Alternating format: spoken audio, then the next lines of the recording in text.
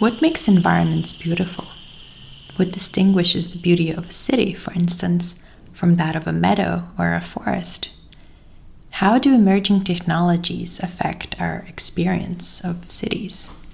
I discuss these and many other questions with the Finnish philosopher Sanna Lehtinen. Sanna specializes in urban and environmental aesthetics, as well as in everyday aesthetics, and in philosophy of technology. She's currently a research fellow at the Aalto University, and she's also the president of the Finnish Society for Aesthetics, as well as the co-director of the Philosophy of the City research group, of which I too am a member. And apart from being a really productive scholar, Sanna has collaborated with a lot of institutions outside the university. So she has done curatorial work for museums, and she is a consultant for the city of Helsinki, who have asked her to contribute on the habitability of the city. She's also a dear colleague of mine, whom I have actually never met in person, even though I've known her for a few years now. We've always only talked online and nowadays over Zoom. So I'm really happy to share this conversation we had on urban aesthetics and technology in the city.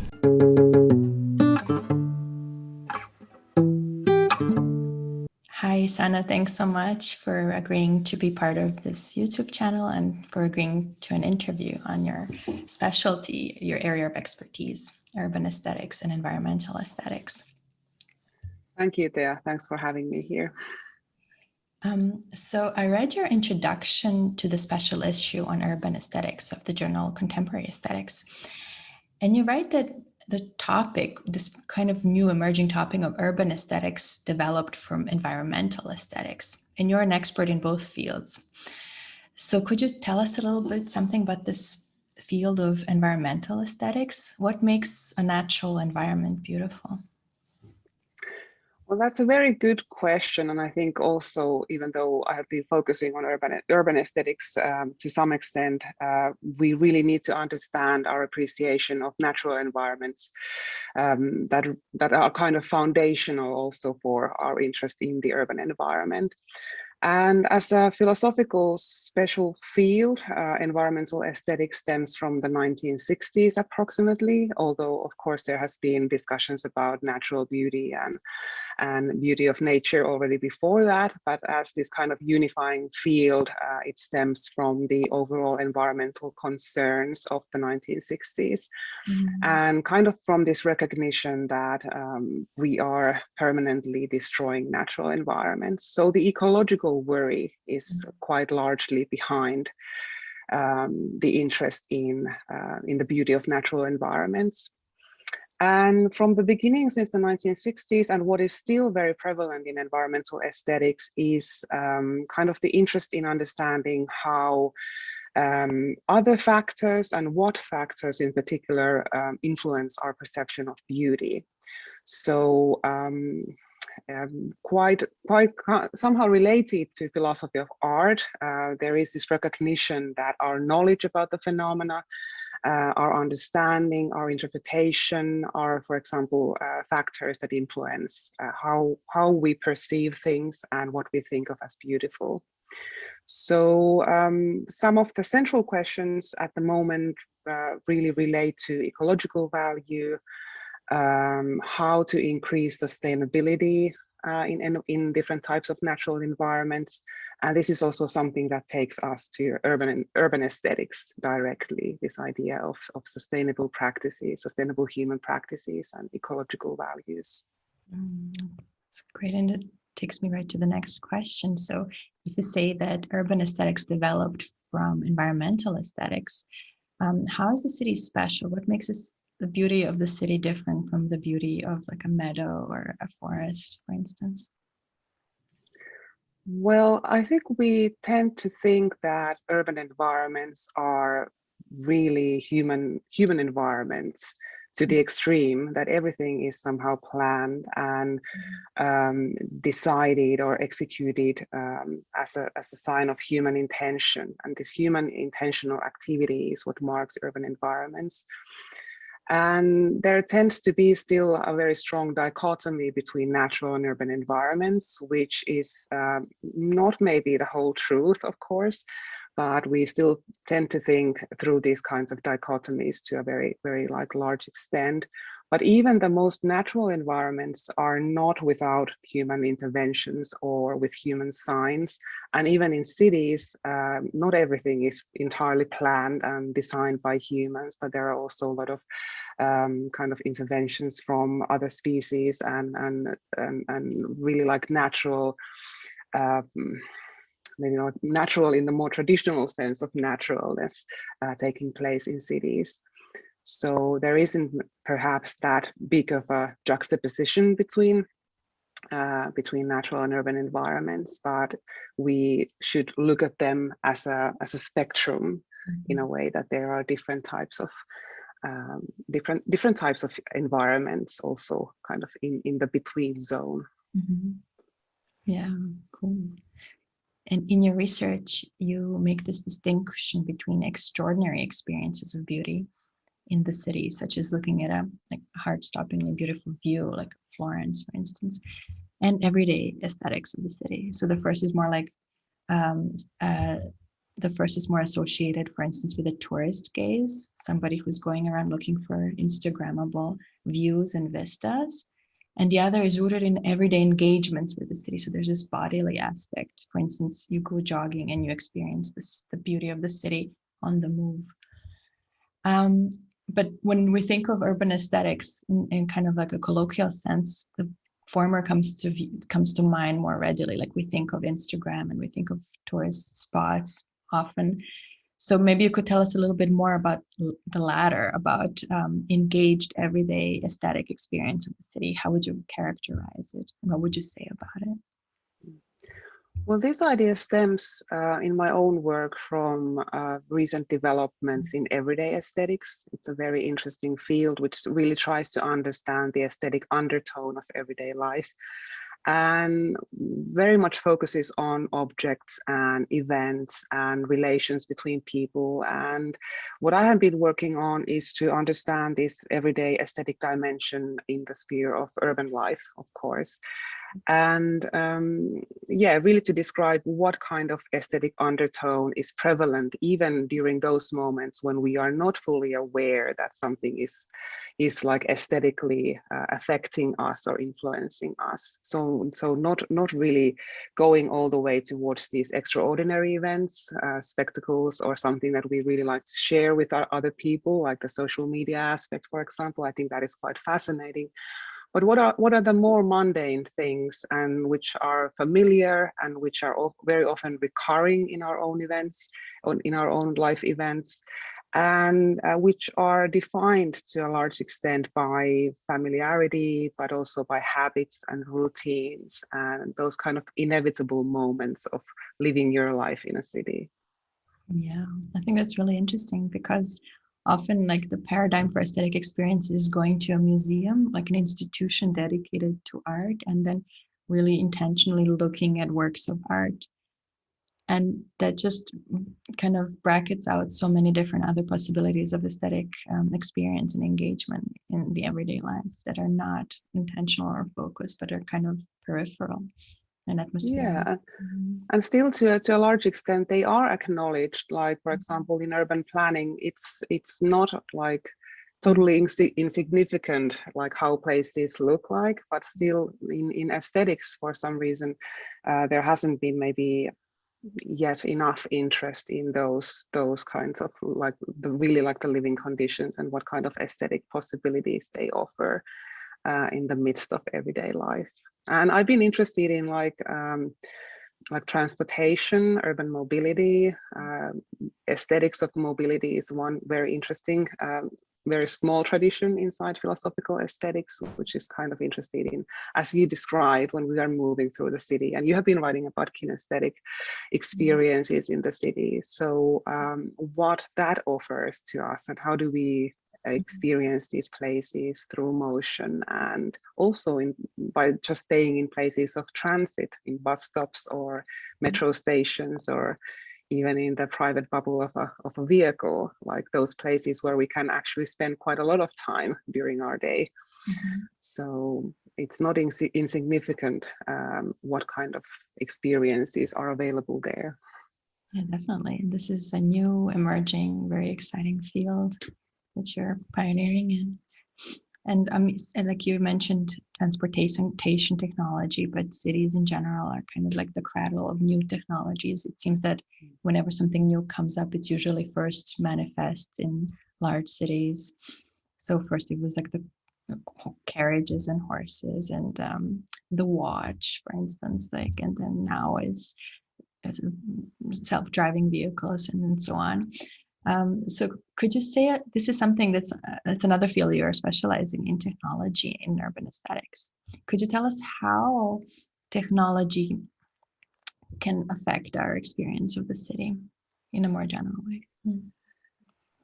Yeah, I think it's a very broad question, of course. And one of the reasons why I've been interested in technology is that in maybe aesthetics or environmental or urban aesthetics, traditionally that has been really left a little out of the picture. And also technologies, they are really developing quite fast at the moment, and there are many quite interesting and even scary scenarios for cities and what is going to happen. I think it's very important to take the whole urban scene as it comes and not try to really focus only on architecture or only on urban nature, but how it affects us as a whole. I think this is first and foremost behind the interest in technologies. But then when you zoom into some technologies in more particular, for example, I have been studying GPS-based mobile navigation technologies together with Vesa Vihanenjoki from the University of Helsinki. And we have been interested in how these kind of navigation tools, such as wayfinding applications, how they are affecting our use of the city, and not only the use of the city, of course, but really the aesthetic perception of the city. And I think there is there has been a lot of talk how people are only like watching at their mobile phones and not necessarily paying any attention to the city or how it looks, or that it might really be more of a distraction, like tool of distraction. But what we had studied, or what really made us interested, is also the aesthetic potential of these new tools. And for example, compared to navigation with a traditional map, where you all the time have to kind of find your location and you rely a lot on external cues from the environment and these kind of navigational tools outside the map and in the environment, you gain this trust into the navigational tool in your pocket. You are all the time available or able to locate yourself in your cell phone. So actually this might be something that kind of liberates you from observing the environment only for navigational cues, and you might gain more space or opportunity to enjoy the aesthetically prominent or interesting features. So this is maybe a question of really attention, actually, that when we learn to use and rely on new kinds of tools and technological applications and devices, we might gain also something. At least this speculative idea is quite interesting, in my opinion. Wow, that's really interesting. Kind of offload some of the cognitive effort needed in wayfinding in the machines so that you can actually focus. Yeah, and also in your own city, you would be able to go to unknown places and maybe like find new routes because it would be easier to navigate. Yeah, definitely. I have that experience, definitely. Yeah. You have also worked on self-driving vehicles, and this is something that philosophers most of all approach from the perspective of ethics. So how do we ethically relate to this new technology? How do we try to warn against some of the dangers and risks? But you approach it from the aesthetic perspective. So can you say a little bit about that, about the aesthetics of self-driving vehicles? Yeah, sure. Well, this line in my work is linked to the need, I think I would say the need and also the opportunity to reimagine how our cities are used and understood.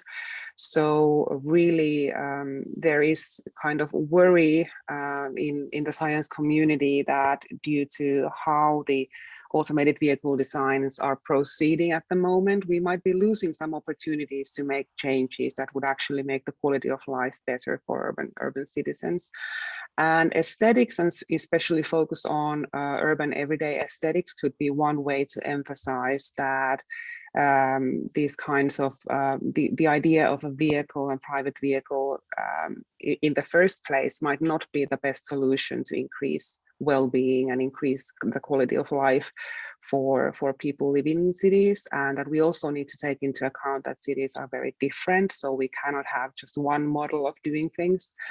And what is also related to these navigation technologies is that these technologies are exceedingly creating or reinforcing many of the inequalities in our cities. So this is something to which we should also find ways to kind of discuss in the phases when the technologies are still forming and these problems are like only starting to maybe aggravate instead of like letting things go too far, in the sense that are we really making our cities to be such that everyone needs to have like a mobile phone, for example, or that they need to have an access to 5G network, or that they need to be able to function in the same space with automated vehicles. Like these kinds of questions, they are of course always linked to ethics, but aesthetics can really be one additional point of view to this discussion. Mm-hmm. Like, how do we want our cities to look in the future? What do we want to be included, and how can we, how far along can we still make these decisions? Mm-hmm. Yeah, it's really cool. And so you also incorporate a lot of the so-called post-phenomenological approach on technology in your work. And that's the opposite of conceiving technology as merely an instrument, like a means towards an end. You say that technologies also open up new possibilities and possibilities for new ends, for new goals. And can you tell us a little bit about how they can do that, particularly in cities? Well, I think this is mainly related to the kind of the use of technology and what is the perceived and kind of the intended uses of many technologies. I'm also interested in all kinds of ways in which people use technologies in wrong ways, or like really innovative ways, or somehow towards their own purposes. And I think the really strong point behind post-phenomenological approach is that it kind of allows to see many different kinds of values in emerging forms of technology. So like gives this kind of flexibility to these tools and how they can be used, and is also really focused on the idea that that we are also formed and changed in our use or by our use of technology, and in the close contact of the world through technology.